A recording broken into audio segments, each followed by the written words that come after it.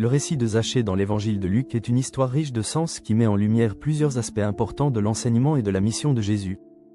Il illustre la grâce divine, le pouvoir transformateur de la rencontre avec Jésus, et la nature du vrai salut. Le contexte est la curiosité de Zachée. L'histoire commence avec Jésus-Christ traversant Jéricho, une ville où se trouvait Zachée. Zachée est présenté comme un homme riche et un chef des publicains. Les publicains, collecteurs d'impôts pour l'Empire romain, étaient profondément méprisés par le peuple juif. On les considérait comme des collaborateurs et on les connaissait pour leurs pratiques d'extorsion.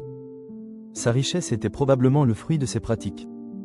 Malgré sa position sociale et sa réputation, Zachée éprouve un désir ardent de voir Jésus-Christ. Cette curiosité est remarquable, d'autant plus compte tenu de son statut de pécheur public. Le texte souligne un obstacle physique à sa curiosité, sa petite taille, l'empêchant de voir par-dessus la foule. Cela le pousse à prendre une initiative inhabituelle pour un homme de son rang. Il court en avant et monte sur un sycomore. Ce geste démontre une certaine humilité et une détermination à surmonter les obstacles pour atteindre son objectif. Luc 19, 2 et 3. Et voici, un homme riche, appelé Zachée, chef des publicains, cherchait à voir qui était Jésus. Mais il ne pouvait y parvenir à cause de la foule, car il était de petite taille. Luc 19, 4. Il courut en avant et monta sur un sycomore pour le voir, parce qu'il devait passer par là. L'initiative de Jésus et la grâce. Le point culminant du récit est l'initiative de Jésus.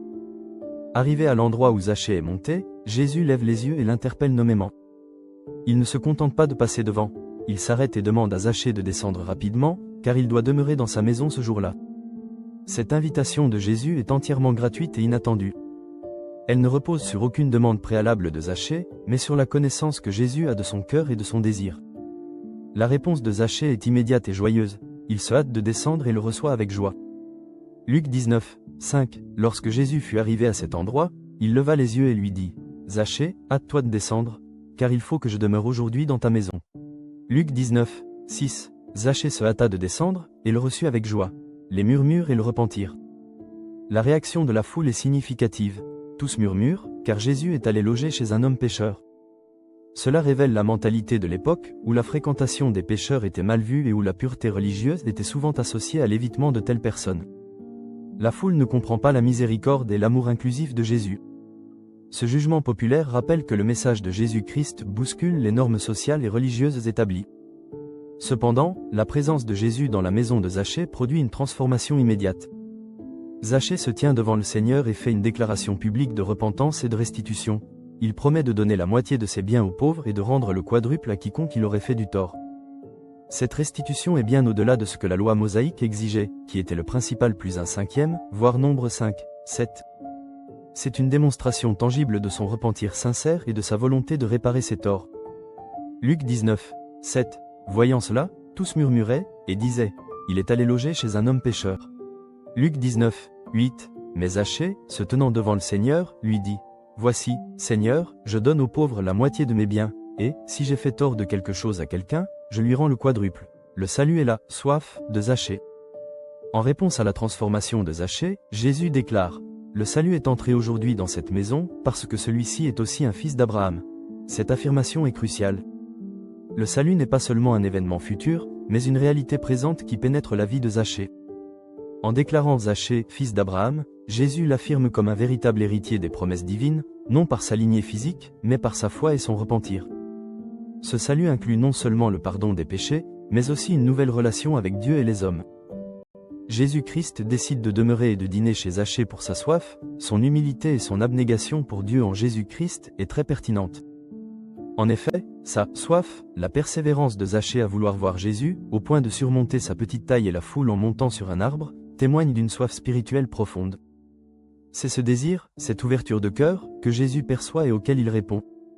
Cette soif est l'écho de la promesse de Jésus, Jean 7, 37, si quelqu'un a soif, qu'il vienne à moi, et qu'il boive. Son humilité, un homme riche et un chef ne s'abaisse pas normalement à grimper dans un arbre. Le fait que Zachée le fasse, et qu'il descende rapidement sur l'ordre de Jésus, révèle une humilité surprenante. Cette humilité est une qualité que Jésus valorise grandement, Matthieu 23, 12, quiconque s'élèvera sera abaissé, et quiconque s'abaissera sera élevé.